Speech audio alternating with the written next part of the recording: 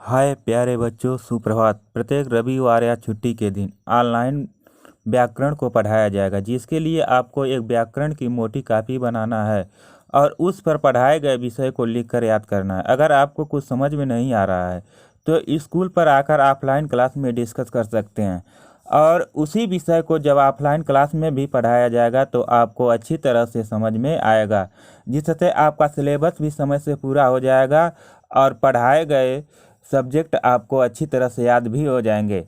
इस पढ़ाए गए विषय का पीडीएफ भी मैं सेंड कर दूंगा, जिसके द्वारा आप सभी आसानी से नोट्स तैयार कर सकते हैं। यह आप लोगों के लिए गृह कार्य दिया जा रहा है और प्रत्येक छुट्टी के दिन और रविवार को इस काम को आपको पूरा करना है। इस वीडियो को शुरुआत करते हैं। इसके पहले हम लोग 2 वीडियो भी देख चुके हैं। जो लोग नहीं देखे हैं उस वीडियो को भी देख सकते हैं। आज हम लोग पढ़ेंगे स्वर कितने प्रकार के होते हैं, जिसमें हम लोग 2 पढ़ चुके हैं। पहला पढ़े थे मात्रा के आधार पर स्वर, और आज दूसरा पढ़ेंगे ओष्ठ आकृति के आधार पर स्वर। हम लोग देखे थे कि मात्रा के आधार पर स्वर 3 प्रकार के होते थे। पहला ह्रस्व स्वर, दूसरा दीर्घ स्वर, तीसरा प्लुत स्वर। आज हम लोग देखेंगे कि ओष्ठ आकृति के आधार पर स्वर कितने प्रकार के होते हैं। तो दूसरा है ओष्ठ आकृति के आधार पर स्वर के प्रकार। ओष्ठ आकृति के आधार पर स्वर कितने प्रकार के होते हैं। देखिए, इसको सबसे पहले हम समझेंगे कि ओष्ठ आकृति के आधार पर होता क्या है। यहाँ हम लोग देख रहे हैं कि ओष्ठ मीन्स क्या होता है? ओठ। आप सभी लोग जानते हैं ओष्ठ मीन्स क्या होता है? ओठ होता है। आकृति मीन्स क्या होता है? आकार। आकृति मीन्स क्या होता है? आकार।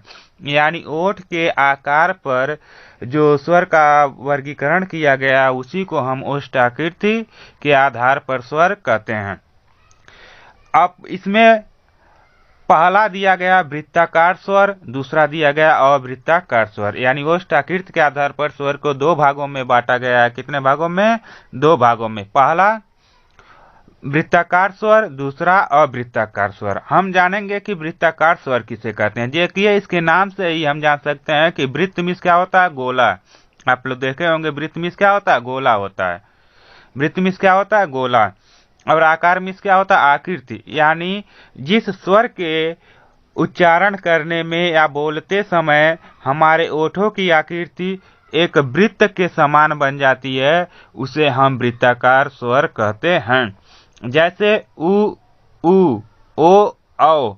आप बोलिए उ बोल रहे हैं तो बोल कर देखिए आपके ओठों की आकृति क्या हो रही है? एक गोले के आकार में बन जा रही है।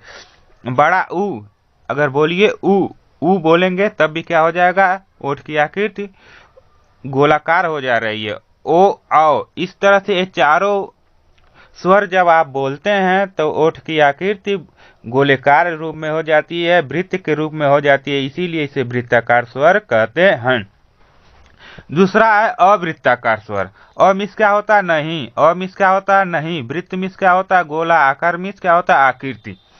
जिस स्वर के, इसका परिभाषा होगा, जिस स्वर के बोलने में या उच्चारण करने में हमारे ओठों की आकृति वृत्तकार हो जाती है, वृत्तकार नहीं होती है, यानी वृत्त नहीं बनता है, उसे अवृत्ताकार स्वर कहते हैं। अर्थात जिस स्वर को बोलने में हमारे ओठों की आकृति वृत्त के रूप में नहीं बनता है, उसे हम अवृत्ताकार स्वर कहते हैं। जैसे अ, आ, ई, री, ए, ऐ। इसको हम देख रहे हैं, बोलने में हमारे ओठों की आकृति क्या आ रहा है? गोल नहीं हो रहा है, वृत्त के रूप में नहीं बन रहा है। आ बोल रहे हैं तब भी हमारे ओठों की आकृति वृत्त के रूप में नहीं बन रही है, इसी कारण इसे अवृत्ताकार स्वर कहते हैं। आपको ध्यान रखना है, वृत्ताकार स्वर कितने होते हैं? 4 होते हैं। कितने होते हैं? 4 होते हैं।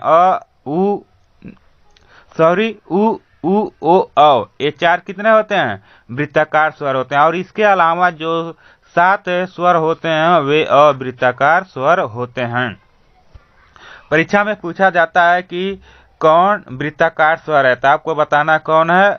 छोटा ऊ, बड़ा ऊ, ओ, औ। ये 4 क्या है? वृत्ताकार स्वर होते हैं। कितने वृत्ताकार स्वर होते हैं? तो आपको बताना है 4। अवृत्ताकार स्वर कितने होते हैं? तो 7 बताना है। ठीक है। उम्मीद करता हूं कि आप लोगों को समझ में आ गया होगा। चलिए अब देखते हैं, तीसरा होता है जीव की क्रियाशीलता के आधार पर। जो तीसरा स्वर को विभाजित किया गया है, बांटा गया है, वह क्या है? जीव की क्रियाशीलता के आधार पर। यहाँ हम देखेंगे कि जीव की क्रियाशीलता, यानी हम जब किसी स्वर को बोलते हैं तो हमारी जीव की क्या क्रिया होती है, उसके आधार पर स्वर को 3 भागों में बांटा गया है। कितने भागों में बांटा गया है? 3 भागों में बांटा गया है। पहला होता है अग्रस्वर। पहला क्या है? अग्रस्वर। दूसरा क्या है? मध्य स्वर। तीसरा क्या है? पश्च स्वर। इस तरह से हम देखेंगे कि जीव की क्रियाशीलता के आधार पर स्वर को 3 भागों में बांटा गया है। पहला अग्रस्वर, दूसरा मध्य स्वर, तीसरा पश्च स्वर। हम जानेंगे कि अग्रस्वर किसे कहते हैं। ऐसा स्वर जिसके बोलने में हमारे जीभ आगे की ओर बढ़ता है, उसे हम अग्रस्वर कहते हैं। जैसे ई, ई, ए, ऐ, री। आप बोल कर देखिए, जब ई बोलेंगे तो हमारे जीभ क्या होता है? मुख में आगे की ओर होता है। और ए, ऐ बोलेंगे, री बोलेंगे, तब भी हमारे मुख की ओठ की आकृति क्या होता है? आगे की ओर होता है। इसीलिए इसे अग्रस्वर कहते हैं। अगर आपसे पूछा जाए अग्रस्वर कौन कौन से होते हैं, तो आप बताएंगे छोटी ई, बड़ी ई, ए, ऐ, री। ये सभी अग्रस्वर कहलाते हैं। कितने होते हैं? तो 5 होते हैं। 1, 2, 3, 4, 5 अग्रस्वर कितने होते हैं? तो आप बताएंगे 5 होते हैं। और दूसरा है मध्य स्वर। मध्य स्वर उसे कहते हैं जिसके उच्चारण में हमारे जीभ बीच में, मध्य में, मुख के मध्य में स्थिर रहता है, उसे हम मध्य स्वर कहते हैं। जैसे अ बोलेंगे तो जीभ क्या होता है? हमारे मुख के बीचों बीच रहता है, मध्य में रहता है, इसीलिए इसे मध्य स्वर कहते हैं। अगर आपसे पूछा जाए मध्य स्वर कितने होते हैं, तो आप बताएंगे 1। कितने होते हैं? 1। कौन होता है? कौन होता है? ठीक है, तो आप लोगों को यह समझ में आ गया होगा कि मध्य स्वर किसे कहते हैं। अब अगला देखेंगे पश्च स्वर। पश्च स्वर, जिस स्वर के बोलने में हमारा जीभ पीछे की तरफ होता है, उसे हम पश्च स्वर कहते हैं। जैसे आ बोल कर देखिए, जब आप बोलेंगे तो आपके जीभ अंदर की ओर पीछे की तरफ जाता है, इसीलिए इसे पश्च स्वर कहते हैं। ऊ जब बोल रहे हैं आप, तब क्या हो रहा है? तब भी हमारे जीभ मुख के अंदर की तरफ जाता है, पीछे की तरफ जाता है। औ, ये सभी स्वर जब आप बोलेंगे तो जीभ पीछे की तरफ जाता है, इसीलिए इसे पश्च स्वर कहा जाता है। तो आप लोगों को समझ में आ गया होगा कि अग्रस्वर किसे कहते हैं। वह स्वर जिसके बोलने में या उच्चारण करने में जीभ आगे, मुख में आगे की तरफ होता है, उसे अग्रस्वर कहते हैं। मध्य स्वर, जिस स्वर को उच्चारण करने में जीभ, कुछ लोग आ गए हैं जिसके वजह से वीडियो को बंद करना पड़ा। चलिए हम देखते हैं कि मध्य स्वर किसे कहते हैं। मध्य स्वर उस स्वर को कहते हैं जिसके उच्चारण करने में हमारे मुख में जीभ मध्य में रहता है, उसे मध्य स्वर कहते हैं। जैसे अ क्या है? मध्य स्वर है। जब हम बोल रहे हैं तो इसमें क्या हो रहा है? हमारा जीभ मुख के मध्य भाग में स्थिर रह रहा है, इसीलिए इसे हम मध्य स्वर कहते हैं। तीसरा देखेंगे कि पश्च स्वर किसे कहते हैं। पश्च स्वर उस स्वर को कहते हैं जिसके उच्चारण में हमारे मुख में जीभ पीछे की तरफ मुड़ता है, उसे पश्च स्वर कहते हैं। जिस स्वर के उच्चारण में जीभ पीछे की तरफ मुड़ता है, उसे हम पश्च स्वर कहते हैं। जैसे आ, छोटा ऊ, बड़ा ऊ, ओ, औ, इन सभी स्वरों को हम पश्च स्वर कहते हैं। आपसे पूछा जाएगा पश्च स्वर कितने होते हैं, तो 1, 2, 3, 4, 5 पश्च स्वर कितने होते हैं? 5। अग्र स्वर कितने होते हैं? तो ये भी 5 होते हैं। और मध्य स्वर कितने होते हैं? तो 1 होते हैं। इसे आपको ध्यान में रखना है। अग्र स्वर कौन कौन से होते हैं? ई, ए, ऐ, री। ये क्या है? अग्र स्वर है। क्या है? मध्य स्वर है। इसके बाद जो बाकी बच रहे हैं वो पश्च स्वर होते हैं। उम्मीद करता हूं कि यह आप लोगों को समझ में आ गया होगा। चलिए अगला देखते हैं।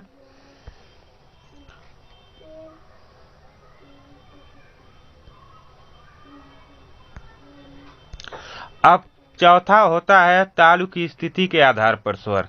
अब चौथा हम लोग देखेंगे कि तालु की स्थिति के आधार पर स्वर कितने प्रकार के होते हैं। तालु की स्थिति के आधार पर स्वर को 4 भागों में बांटा गया है। कितने भागों में बांटा गया है? 4 भागों में बांटा गया है। पहला होता है समृत स्वर। पहला क्या होता है? समृत स्वर। दूसरा क्या होता है? अर्ध समृत स्वर। तीसरा क्या होता है? विवृत स्वर। चौथा क्या होता है? विवृत अर्ध विवृत स्वर।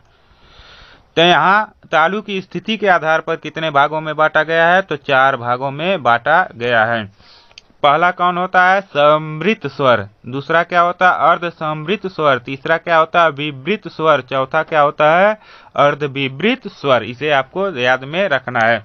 अब हम जानेंगे कि समृत स्वर किसे कहते हैं। समृत स्वर ई उ री को कहते हैं। छोटी ई, बड़ी ई, छोटा ऊ, बड़ा ऊ, री को हम क्या कहते हैं? समृत स्वर कहते हैं।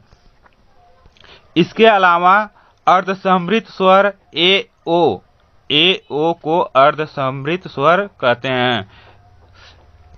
अर्ध समृत किसे कहते हैं? ए ओ को अर्ध समृत स्वर कहते हैं। विवृत स्वर आ। विवृत स्वर क्या होता है? आ। विवृत स्वर आ को कहते हैं। अर्ध विवृत स्वर औ को हम क्या कहते हैं? अर्ध विवृत स्वर कहते हैं।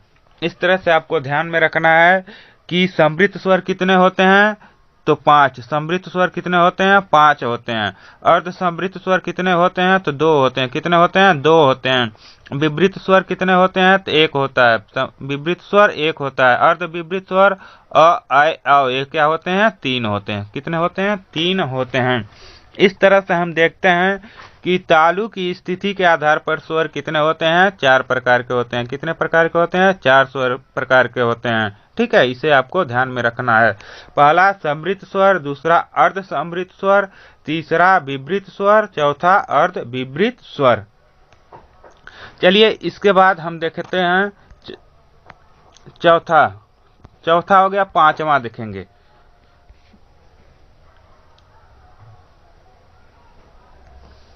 पांचवा है जाति के आधार पर स्वर, यानी जात के आधार पर स्वर कितने प्रकार के होते हैं? तो 2 प्रकार के होते हैं। कितने प्रकार के होते हैं? 2 प्रकार के। पहला सजाती स्वर, दूसरा होता है विजाति स्वर।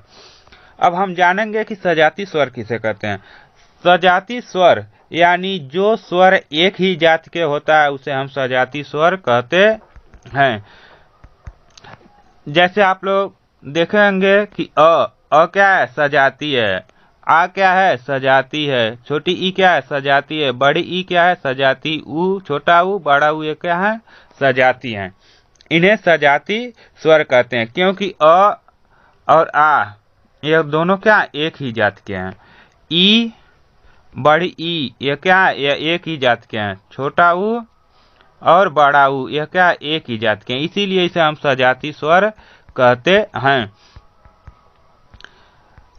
और दूसरा क्या होता है? विजाति स्वर। विजाति स्वर वह स्वर होता है जिसमें एक ही जात के नहीं बल्कि अलग अलग जात के होते हैं, उसे हम विजाति स्वर कहते हैं। जैसे हम लोग जानते हैं कौन कौन से होते हैं? ए, ऐ, ओ, औ। ये क्या है? विजाति स्वर हैं। क्यों है?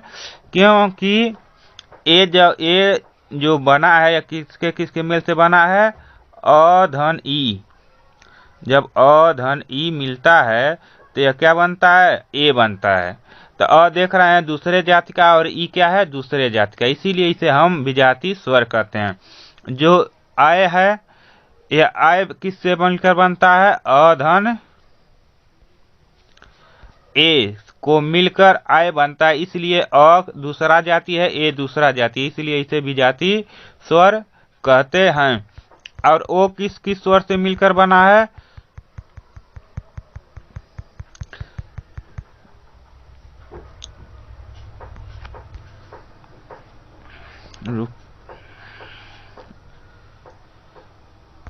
स्क्रीन को साफ कर ले रहा हूं, उसके बाद देखा जा रहा है। ठीक है, चलिए अब देखेंगे कि ओ किस किस स्वर से मिलकर बना है। ओ जो होता है ओ अ धन उ से मिलकर क्या बनता है? ओ बनता है। अ धन उ से मिलकर क्या बनता है? ओ बनता है। और अ धन ओ से मिलकर क्या बनता है? औ बनता है। क्या बनता है? औ बनता है। ठीक है।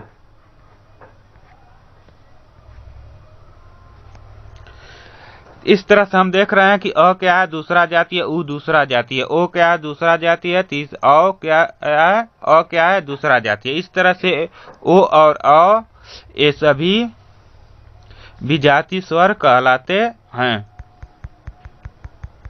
तो आप लोग समझ गए होंगे कि जात के आधार पर स्वर कितने प्रकार के होते हैं। तो जात के आधार पर स्वर 2 प्रकार के होते हैं। अगर आपसे कोई पूछे कि जात के आधार पर स्वर कितने प्रकार के होते हैं, तो आप बताएंगे कितने? 2 होते हैं। पहला क्या होता है? सजातीय होता है। दूसरा क्या होता है? विजातीय होता है। अब सजातीय स्वर जैसे अ, आ, छोटी ई, बड़ी ई, छोटा ऊ, बड़ा ऊ, ये क्या है? सजातीय स्वर हैं। कितने होते हैं? 1 2 3 4 5 6 सजातीय स्वर कितने होते हैं? तो आपको याद रखना है 6 होते हैं। अब विजातीय स्वर किसे कहते हैं? कौन होते हैं? तो विजातीय स्वर इसके अलावा जितने स्वर बचते हैं वो क्या होते हैं? विजातीय स्वर होते हैं। जैसे ए, आए, ओ, औ, इसकी संख्या कितनी होती है? 4 होती है। विजातीय स्वर कितने होते हैं? 4 होते हैं। इस तरह से आपको याद रखना है कि जात के आधार पर स्वर 2 प्रकार के होते हैं। पहला सजातीय स्वर, दूसरा विजातीय स्वर। सजातीय स्वर अ, आ, ई, उ ये सजातीय स्वर हैं और ए, आए, ओ, औ ये विजातीय स्वर होते हैं। इस तरह से हम लोग स्वर का वर्गीकरण पढ़े हैं और इसके बाद फिर मिलते हैं अगले वीडियो में, जिसे हम पढ़ेंगे कि अनुनासिकता के आधार पर स्वर कितने प्रकार के होते हैं एवं अनुनासिक स्वर किसे कहते हैं, जिसे हम लोग अगले वीडियो में पढ़ेंगे। तब तक के लिए जय हिंद, जय भारत।